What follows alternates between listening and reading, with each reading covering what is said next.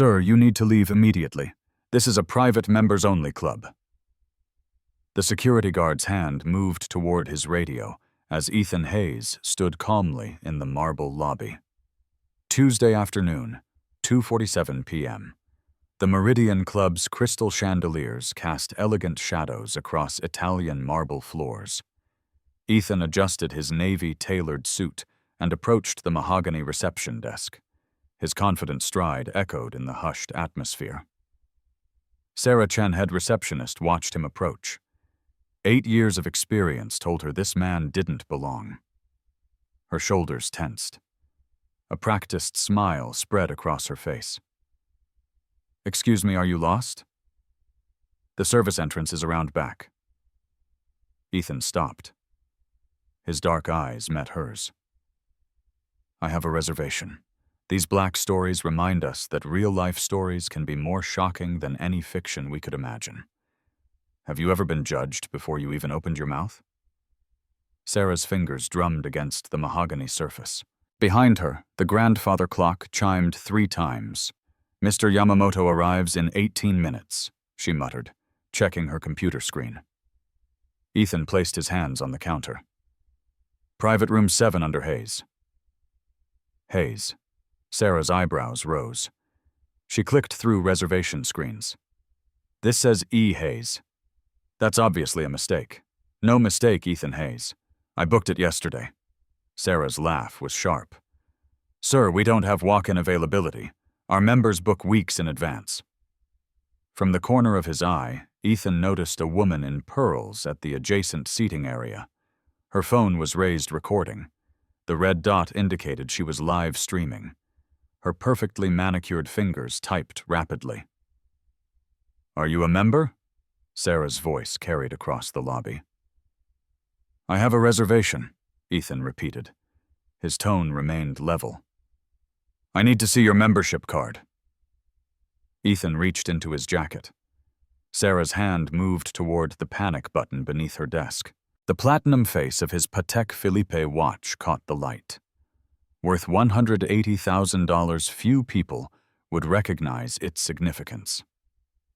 "I don't carry the card," Ethan said. "The reservation should be sufficient." "That's not how this works." Sarah's voice rose. "We have protocols." The woman with the phone leaned forward. Her live stream showed 47 viewers. Comments scrolled past. "This is insane. Call the police." He seems so calm. Ethan pulled out his wallet. A first-class boarding pass was visible in his breast pocket. JFK to Tokyo, seat 1A. The black American Express Centurion card reflected the chandelier's glow. "Perhaps you could call the room to verify," Ethan suggested. "Don't threaten our members." Sarah's finger hovered over the intercom. Security. Tom Rodriguez emerged from the side corridor. 23 years as a security guard had taught him to read situations quickly. This felt different. The man in the suit showed no signs of agitation, no fidgeting, no raised voice. "What's the problem, Sarah?" "This gentleman claims to have a reservation he won't leave." Ethan checked his watch again. 16 minutes until my guest arrives." "Your guest?" Sarah's voice dripped skepticism. "Mr. Yamamoto. He's flying in from Tokyo for our meeting." The live stream viewer count climbed to 93. Someone in the comments recognized the location. "That's Meridian Club on Park Avenue." Another viewer typed. "Yamamoto." The billionaire Sarah's computer chimed, an email notification appeared. She glanced at it, then back at Ethan. "Anyone can claim to know important people." "May I use your phone?" Ethan asked. "Use your own phone outside." Ethan nodded slowly. "I understand your position." Behind them, the elevator doors opened. Jennifer Brooks, the club manager, stepped out. Her heels clicked against marble as she approached the desk. "Jennifer, Sarah called. We have a situation." Jennifer was 42, with 15 years of hospitality management experience. She prided herself on handling difficult situations with grace. This man didn't look difficult. He looked patient. "How can I help you, Jennifer?" asked Ethan. "I have a reservation for private room 7. Ms. Chen seems unable to locate it." Jennifer looked at Sarah's screen. E. Hayes room 7, 3:00 p.m. Party of 2. "That's not him," Sarah said quickly. "This is obviously some kind of mistake." "The reservation is confirmed," Jennifer said, "but we do need to verify membership." Ethan reached into his jacket again. This time, Sarah pressed the panic button. A silent alarm registered at the security desk. Tom's radio crackled. Back up to the main lobby came the voice. Ethan paused his hand halfway to his inner pocket.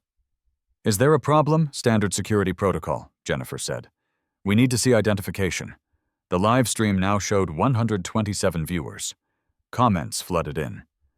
"This is racial profiling. He's so calm. Where's the manager?" "I'm the manager," Jennifer said, apparently reading the comments over the filming woman's shoulder. Ethan withdrew his hand slowly. "I'd prefer to handle this privately." "That's not an option," Sarah said. "We have policies for a reason."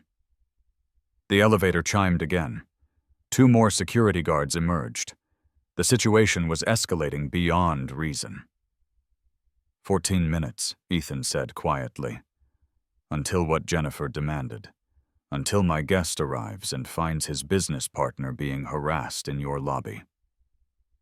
The second security guard, Mike Patterson, positioned himself near the main entrance. His presence changed the lobby's atmosphere.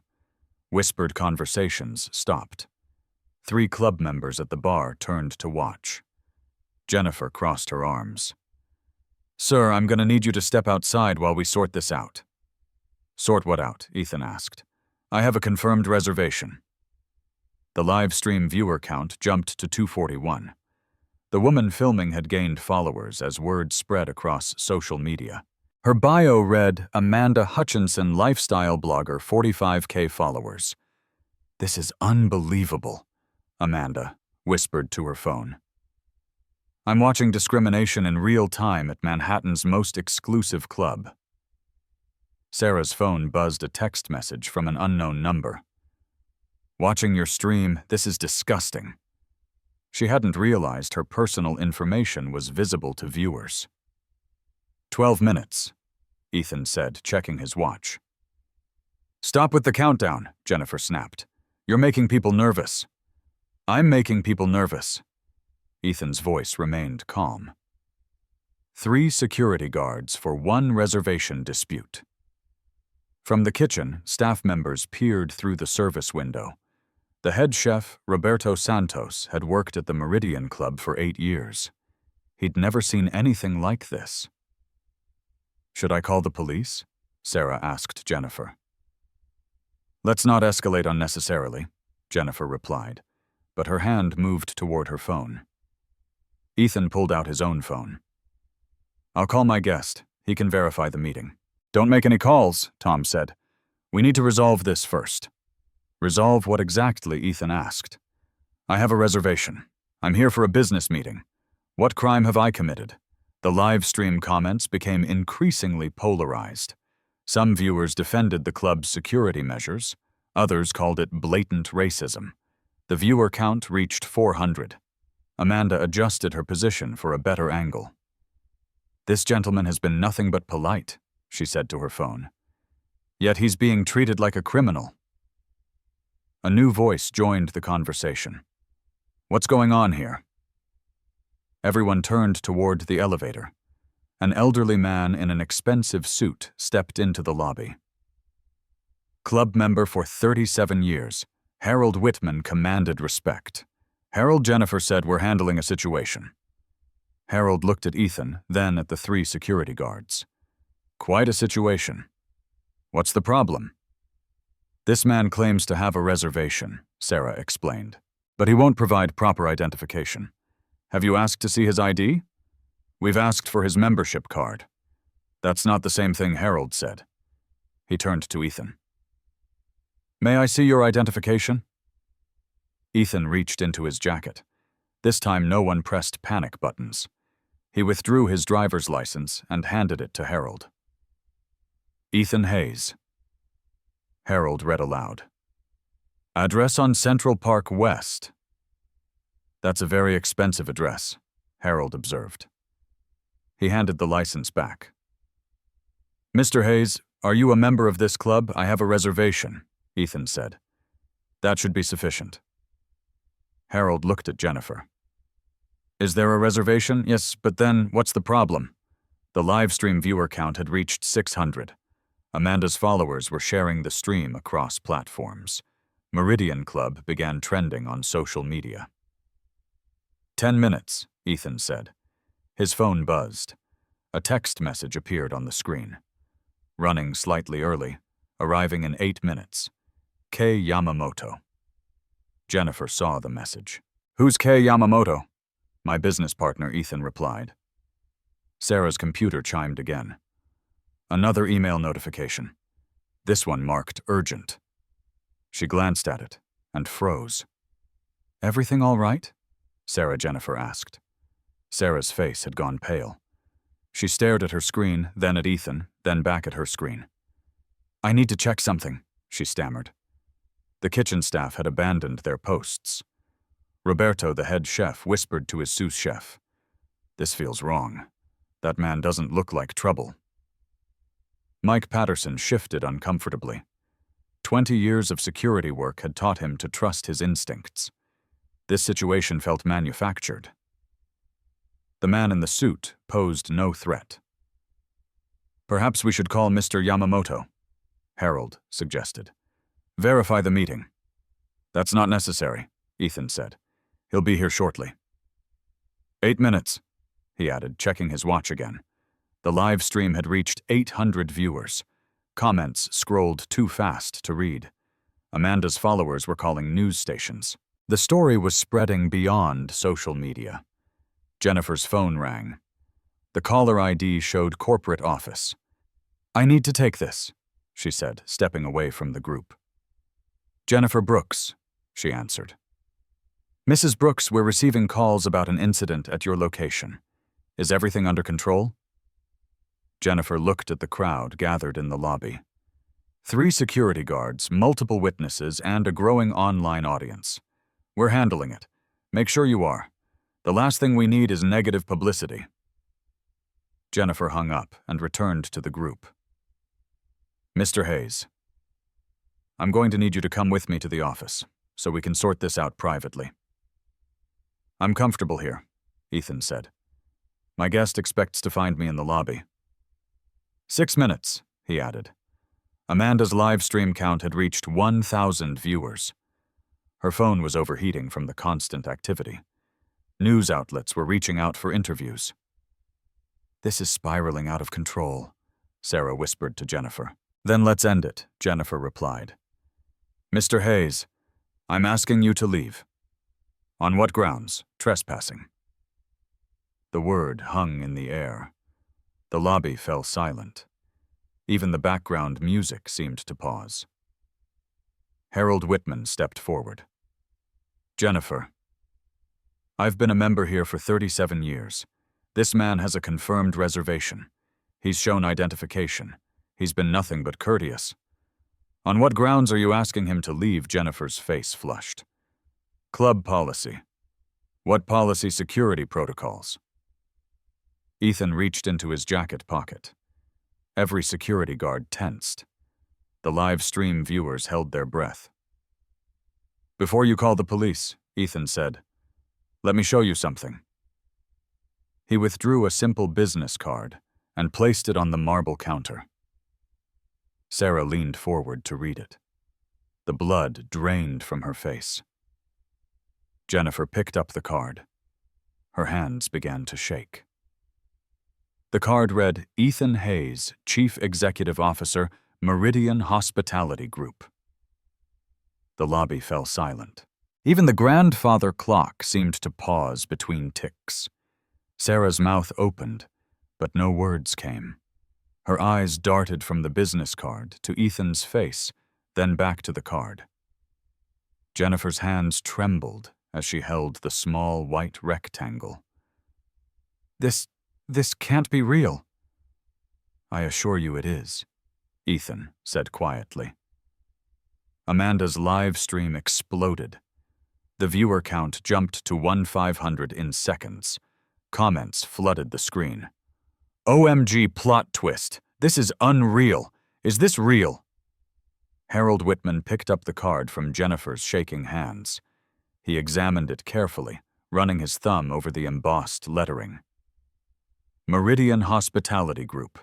That's the company that owns this building and 47 other properties," Ethan added, including the hotel chain where Mr. Yamamoto is staying. Tom Rodriguez stepped backward, his hand moving away from his radio. 23 years of security experience had taught him to recognize real authority. This man possessed it. "You're the CEO." Sarah's voice was barely a whisper. "For 8 years, Ethan confirmed. I built this company from $2 million in revenue to $847 million. The live stream viewer count reached 2,000. Amanda's followers were sharing the stream across every platform. News outlets were beginning to pick up the story." "Mr. Hayes." Jennifer began, her voice cracking. "I had no idea. I'm so sorry."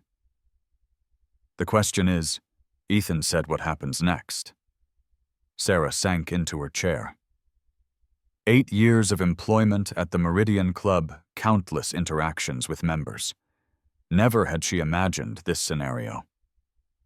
"I book rooms under my first initial," Ethan explained. "To avoid exactly this situation, I want to experience how my employees treat customers when they think no one is watching." The security guards began to disperse. Mike Patterson returned to his post. Tom Rodriguez found urgent business in another part of the building. Only Harold Whitman remained fascinated by the unfolding drama. 4 minutes until Mr. Yamamoto arrives," Ethan said, checking his watch. "He's considering a $340 million merger with my company." Jennifer's face went white. "The Japanese businessman, Kenji Yamamoto. He values respect, equality, and social responsibility above all else. His company has a zero-tolerance policy for discrimination." Amanda's live stream had reached 2,500 viewers. Her phone was overheating, but she continued filming. This was the story of her career. "What will you tell him?" Sarah asked, tears forming in her eyes. "I haven't decided yet," Ethan replied. "But first let me show you something else." He reached into his jacket again. This time no one flinched. He withdrew a leather portfolio and opened it on the counter. "These are complaint records," he said, "filed against various staff members over the past 18 months. Sarah's eyes widened as she recognized the forms. 23 complaints filed specifically against you, Ms. Chen, all involving treatment of potential customers who didn't fit your preconceived notions. Jennifer leaned over to read the documents. Her face grew paler with each page. "Our membership has declined 12% during your tenure," Ethan continued. "We've lost $2.3 million in revenue directly attributable to customer service issues." The live stream comments were becoming increasingly supportive of Ethan. Viewers were calling Sarah's behavior disgusting and unacceptable. Some were demanding her immediate termination. "But those people weren't members," Sarah protested weakly. 47% of our new members are referrals from existing members," Ethan said. "When you insult a guest, you insult their host. When you embarrass a potential member, you lose not just their business, but their network's business." Harold nodded approvingly. Sound business logic. 2 minutes, Ethan announced. The elevator chimed. A distinguished Japanese man in an impeccable suit stepped into the lobby. He was followed by 2 assistants carrying briefcases. "Mr. Yamamoto," Ethan said, extending his hand. "Welcome to the Meridian Club." Kenji Yamamoto bowed slightly, then shook Ethan's hand. "Thank you for accommodating our meeting on such short notice. Not at all, though I should mention we've had an interesting afternoon. Yamamoto's eyes took in the scene. The nervous staff, the woman filming with her phone, the security guards trying to blend into the background. I see, he said. Perhaps we should discuss this privately. An excellent idea, Ethan agreed. Private room 7 is ready for us. As they walked toward the elevator, Yamamoto leaned closer to Ethan. I heard raised voices when I entered the building. Is everything all right? We'll discuss it upstairs, Ethan replied. Sarah watched them disappear into the elevator. Her career at the Meridian Club was over. She knew it with absolute certainty. Amanda's live stream viewer count had reached 3,000. The story was spreading across social media platforms. Meridian Club was trending nationwide. Jennifer stood alone in the lobby holding Ethan's business card. Her mind raced through the implications. Corporate would want answers. The board of directors would demand explanations. Her own job was suddenly in jeopardy. What do we do now? Sarah asked. Jennifer looked at her with a mixture of pity and anger. We wait. The grandfather clock chimed 4 times. In private room 7, 2 of the most powerful businessmen in the hospitality industry were about to discuss more than just a merger. Harold Whitman approached the reception desk. In 37 years of membership, I've never seen anything like this. What should I do? Sarah asked. Start updating your resume, Harold replied. And consider this a lesson in treating everyone with respect. Amanda finally ended her live stream. 200 viewers had witnessed the entire confrontation. The video would be shared millions of times within hours. This is Amanda Hutchinson reporting from the Meridian Club, she said to her phone. I've just witnessed the most incredible display of grace under pressure I've ever seen. A man was profiled, harassed, and threatened with arrest for trying to use a room he had legally reserved. The twist. He owns the building. She paused, looking around the now quiet lobby. This is what institutional bias looks like. This is what systematic discrimination does to people. But this is also what quiet dignity can accomplish. I've never seen anyone handle injustice with such class. The story was already being picked up by major news outlets. Business journals were reaching out for interviews. The Meridian Club's phone lines were flooded with calls. In the kitchen, Roberto Santos shook his head. I knew something was wrong. That man never raised his voice, never showed anger, just stood there and took it. What happens now? His sous chef asked.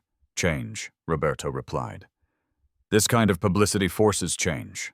Private room 7 commanded a view of Central Park through floor-to-ceiling windows. The mahogany conference table seated 12, though only 2 men occupied the leather chairs. Ethan poured tea from a silver service. Earl Grey. I remember you prefer it to coffee. Kenji Yamamoto accepted the cup with both hands. Your memory is excellent. However, I suspect we have more pressing matters to discuss than my beverage preferences. Indeed, Ethan settled into his chair. You witnessed the scene in the lobby partially. I arrived as the situation was reaching its conclusion, but I heard enough to understand the nature of the conflict. Ethan opened his laptop. The screen displayed a live feed from the lobby's security cameras. Below it, Amanda's live stream continued to gain viewers even after ending. 200 people watched this unfold in real time, Ethan said. The story is spreading across social media platforms. Major news outlets are calling for interviews. Yamamoto studied the screen. Your employee displayed considerable bias. Multiple employees, Ethan corrected. The receptionist, the manager, and the security staff all participated in the discrimination. How will you address this? Ethan clicked to another screen. Personnel files appeared showing detailed records for each employee involved. Sarah Chen, head receptionist, 8 years with the company.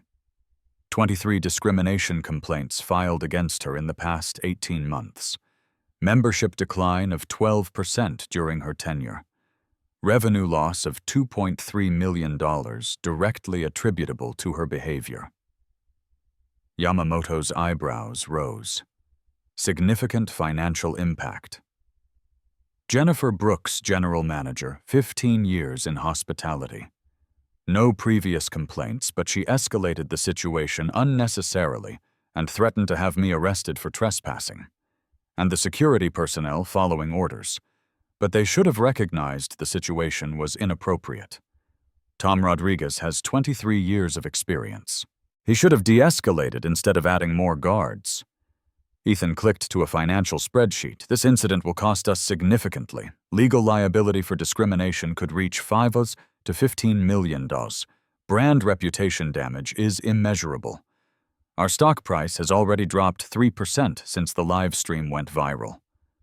What resolution do you propose? Ethan leaned back in his chair. Ms. Chen has two choices: immediate resignation with a severance package, or termination for cause with no benefits and a permanent record. And the manager formal reprimand, mandatory sensitivity training, 6-month probationary period. She showed poor judgment but no malicious intent. Yamamoto sipped his tea. Reasonable. But what about systematic change? I'm implementing new policies effective immediately. Mandatory bias training for all staff. Anonymous reporting system for discrimination incidents. Monthly diversity audits. Zero tolerance policy with immediate termination for violations. Ethan clicked to another screen showing budget allocations. $500,000 annually for diversity initiatives. New hiring protocols that include bias screening. AI-powered monitoring system for customer interactions. Impressive, Yamamoto said, but I'm concerned about the broader implications for our merger. How so? My company's values center on respect, equality, and social responsibility. This incident reflects poorly on corporate culture. Ethan nodded, which is why I'm taking decisive action. This isn't just about damage control. It's about creating the company we should have been all along. A knock interrupted their conversation. Jennifer Brooks stood in the doorway, her face pale. Mr. Hayes, I'm sorry to interrupt, but we have a situation. What kind of situation? The phones haven't stopped ringing. News outlets, potential members, corporate headquarters. And she hesitated. And the board of directors wants an emergency meeting. They're flying in from Chicago and Los Angeles. Ethan checked his watch. How long do we have? They'll be here in 3 hours. Yamamoto set down his teacup. Perhaps I should postpone our merger discussion. Absolutely not, Ethan said firmly. This situation demonstrates exactly why we need your partnership. Your company's commitment to social responsibility will strengthen our corporate culture. You're certain I've never been more certain of anything in my life. Jennifer cleared her throat. Mr. Hayes, there's something else. Ms. Chen is asking to speak with you privately. Send her in. Sarah Chen entered the room, her eyes red from crying. She clutched a resignation letter in her trembling hands. Mr. Hayes, I don't know what to say. I had no idea who you were, but that's no excuse. I treated you terribly, and I'm ashamed of my behavior. Ethan studied her for a long moment. Ms. Chen, do you understand why your actions were wrong? Yes, sir. I made assumptions based on appearance. I was prejudiced and unprofessional. I violated every principle of good customer service, and I cost the company money. I embarrassed the Meridian Club brand. I potentially damaged our reputation with members and the public. Yamamoto watched the exchange with interest. He was evaluating not just Sarah's response, but Ethan's handling of the situation. What have you learned from this experience? Ethan asked. That everyone deserves respect, regardless of how they look or dress. That assumptions are dangerous and costly. That my behavior reflects on the entire organization. Ethan accepted her resignation letter. Ms. Chen, I accept your resignation. You'll receive your full severance package and a neutral reference. I suggest you use this experience to become a better person and employee. Thank you, Mr. Hayes. I truly am sorry. After Sarah left, Yamamoto leaned forward. You handled that with considerable grace. She made a mistake, but she owned it. That counts for something. Indeed. Now, about our merger, Ethan opened a new folder. I propose we add a clause requiring diversity metrics as part of our partnership agreement. Annual reporting on staff demographics, customer satisfaction scores across all demographic groups, and financial investments in inclusive practices. Excellent. I also suggest joint training programs between our companies. Share best practices for creating inclusive environments. Agreed. And I want to establish a scholarship program for hospitality students from underrepresented communities. Your company's foundation could partner with ours. Yamamoto smiled. This incident may have been the best thing that could have happened to our partnership. How so? It revealed your character under pressure. It demonstrated your commitment to doing what's right, even when it's costly. Those are the qualities I want in a business partner. Ethan extended his hand. Then we have a deal. We have a deal. Yamamoto confirmed, shaking hands. $340 million with the diversity clauses we discussed. Excellent. Let's draft the agreement. As they worked on the contract details, Ethan's phone buzzed with constant notifications. The story was spreading faster than he had anticipated. The Today Show wants an interview, he said, reading his messages.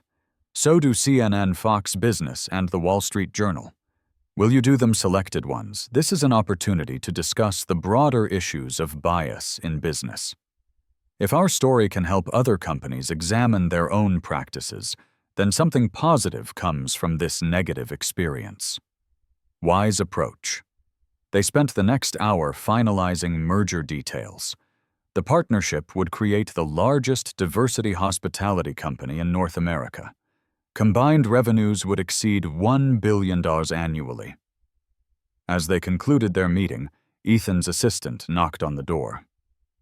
Mr. Hayes, the board of directors have arrived. They're in the main conference room. Thank you, Mr. Yamamoto. Would you like to meet the board? They should hear about our partnership from both of us. I'd be honored. As they walked toward the conference room, Ethan reflected on the afternoon's events. A situation that began with discrimination had evolved into the most important business partnership of his career. Last question, Yamamoto said, as they reached the conference room door. How did you remain so calm during the confrontation? Ethan paused his hand on the door handle. Because I knew that anger would only make the situation worse. Real power doesn't need to shout. It simply needs to be revealed at the right moment. Wise philosophy. My grandfather taught me that dignity is the one thing no one can take from you. But you can give it away if you're not careful. They entered the conference room where 6 board members waited. The next phase of this crisis was about to begin. The main conference room buzzed with tension as 6 board members sat around the polished table. Ethan entered with Yamamoto, their presence commanding immediate attention. Ladies and gentlemen, Ethan began. I'd like you to meet Kenji Yamamoto, CEO of Yamamoto International Hospitality. We've just finalized a $340 million merger. Board Chair Victoria Sterling looked up from her phone. Ethan, we need to discuss the situation downstairs. Our legal department is fielding calls from media outlets. The situation is resolved, Ethan replied calmly. Ms. Chen has submitted her resignation. Ms. Brooks is undergoing additional training. We're implementing comprehensive reforms. Resigned board member David Chen raised his eyebrows. That seems extreme. 23 discrimination complaints in 18 months. Ethan said, distributing printed reports. Revenue loss of $2.3 million. Today's incident was live-streamed to over 3,000 viewers. The financial and reputational damage is substantial. Yamamoto took a seat at the table. If I may offer perspective, your CEO handled this situation with remarkable professionalism. His response convinced me to proceed with our merger. Victoria examined the merger documents. The terms include diversity clauses, annual reporting requirements. Ethan confirmed financial investments in inclusive practices, joint training programs. It's the future of responsible business. What about the immediate fallout? Asked board member James Morrison. Social media is exploding. Our stock price dropped 3%. Temporary fluctuation, Ethan said. Long-term, this positions us as an industry leader in corporate responsibility. The merger will boost our stock price by 20 to 30%. Victoria's phone buzzed with another call. CNN wants a statement. The Wall Street Journal is preparing an article. How do we control this narrative? We don't control it, Ethan said. We own it. I'm scheduling interviews to discuss the broader issues of workplace bias. This becomes a teaching moment for the entire industry. Risky strategy, David warned. Calculated strategy, Ethan corrected. Transparency builds trust. Defensive responses suggest guilt. Yamamoto nodded approvingly. In Japan, we have a concept called Kaizen continuous improvement. This incident catalyzes positive change. What specific reforms are you implementing? Victoria asked. Ethan pulled up a presentation on the wall screen. Comprehensive bias training for all employees. Anonymous reporting system with direct access to my office. AI-powered monitoring of customer interactions. Monthly diversity audits. Cost $500,000 annually.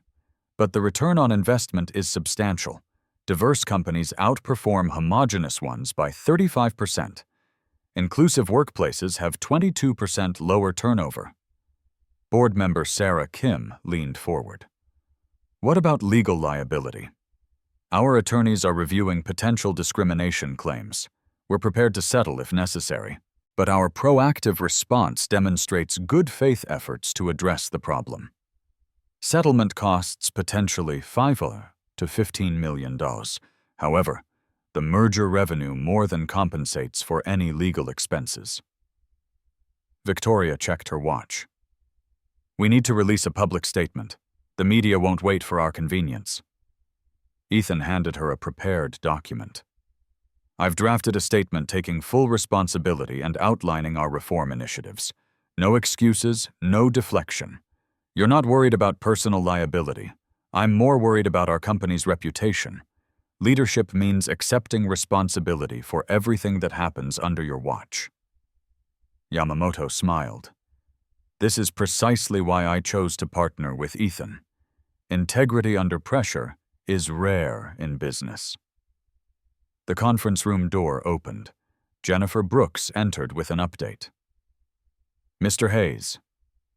I have news from the lobby. We've received over 200 membership inquiries in the past hour. Diverse professionals wanting to join the club. Interesting, Victoria said. The controversy is generating business. People appreciate our willingness to address problems directly, Ethan explained. Accountability attracts quality customers. What about current members? James asked. 3 members have expressed concerns, Jennifer reported.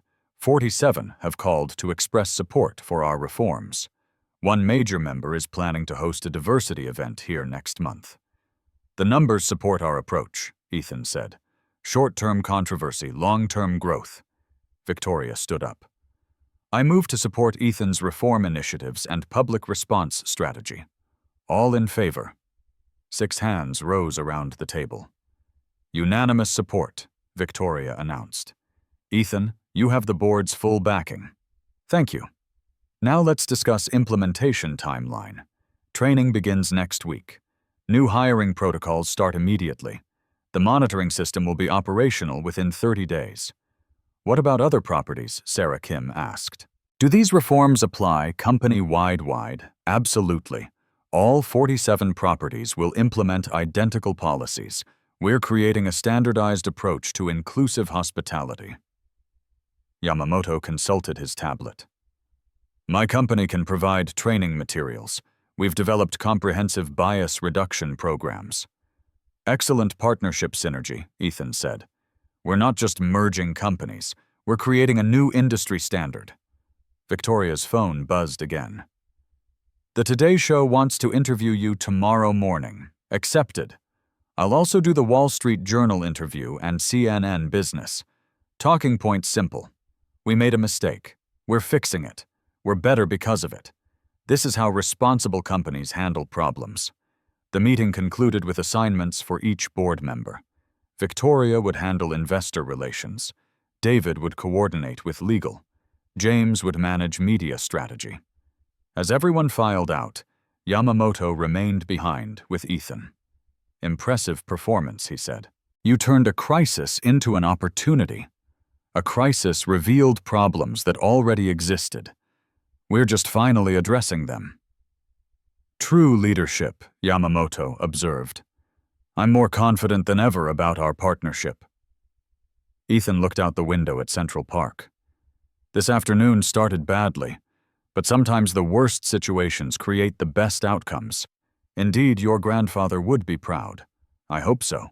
His lessons about dignity and respect are guiding everything we're doing. They shook hands, sealing not just a business merger, but a commitment to changing their industry's culture. 3 months later, the Meridian Club had transformed into a symbol of progressive hospitality. The lobby buzzed with diverse conversations in multiple languages. New members represented every demographic, creating the inclusive environment Ethan had envisioned. Sarah Chen's replacement, David Park, had implemented the AI monitoring system. Customer satisfaction scores increased by 47%. Complaint rates dropped to nearly zero. The club's reputation had not only recovered, but flourished. The numbers are remarkable, Jennifer Brooks reported during their weekly meeting. Membership applications have increased by 60%. Revenue is up 35%. Staff retention has improved by 25%. Ethan reviewed the quarterly report. The Yamamoto merger is exceeding projections. Combined company revenues reached $1.2 billion. The media coverage helped, Jennifer noted. Your interviews positioned us as industry leaders in corporate responsibility.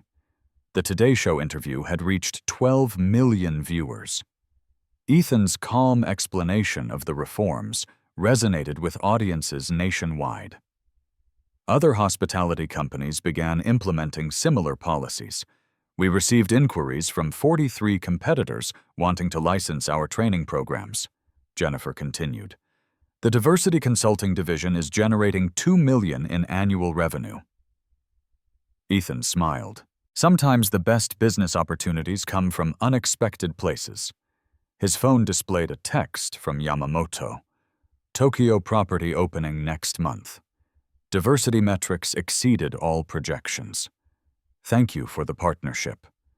The merger had created ripple effects throughout the industry. Hospitality journals featured articles about inclusive practices. Business schools added case studies about handling discrimination incidents. The Meridian Club story became required reading in corporate ethics courses. Amanda Hutchinson had parlayed her live stream into a book deal. Dignity Under Fire. Lessons in Grace and Leadership spent 12 weeks on bestseller lists. She donated proceeds to scholarship funds for underrepresented hospitality students. The scholarship program has awarded grants to 123 students, Jennifer reported.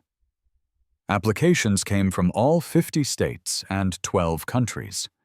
Ethan had established the program with Yamamoto's foundation. Recipients studied at top hospitality schools, then completed internships at Meridian Properties. Graduation rates reached 98%. Harold Whitman, the club member who witnessed the original incident, had become an advocate for inclusive practices. His investment firm now required diversity audits before funding hospitality ventures. Experience taught me that dignity isn't about power, he often said at speaking engagements. It's about how you treat people when you think no one is watching. The lobby where everything began now featured a small plaque near the reception desk. Excellence in hospitality begins with respect for every guest. Staff members read it during orientation. Members noticed it during visits. Roberto Santos, the head chef, had been promoted to culinary director. His diverse kitchen staff created fusion menus reflecting the club's multicultural membership. Food and Wine magazine featured their innovative approach in a cover story. "The kitchen represents 37 countries now," Roberto said proudly. "Our menu tells stories from around the world." Ethan stood in that same lobby watching staff interact with guests. Every conversation demonstrated respect. Every interaction reflected the values they had fought to establish. These touching stories prove that real-life stories of courage create lasting change in our communities. When individuals choose dignity over anger, education over revenge, systematic reform over personal satisfaction, entire industries can transform. The security guards who once surrounded him with suspicion now greeted members with genuine warmth. Training had taught them to see hospitality as their primary mission. Protection meant creating safe spaces for everyone. Change is possible, Ethan reflected during his final interview with CNN Business. But it requires leaders willing to admit mistakes, employees willing to learn, and organizations willing to invest in better practices. The reporter asked about his advice for other executives facing similar situations. Listen more than you speak, learn more than you assume, and remember that your response to crisis defines your character more than the crisis itself. The interview aired during prime time, reaching 8 million viewers. Comments flooded social media platforms sharing similar experiences and celebrating positive changes in workplace culture. Have you witnessed similar injustices in your workplace or community? Share your story in the comments below. Your experience might inspire someone else to take action. If this video opened your eyes to the importance of treating everyone with dignity, hit the subscribe button and share it with someone who needs to see that change is possible.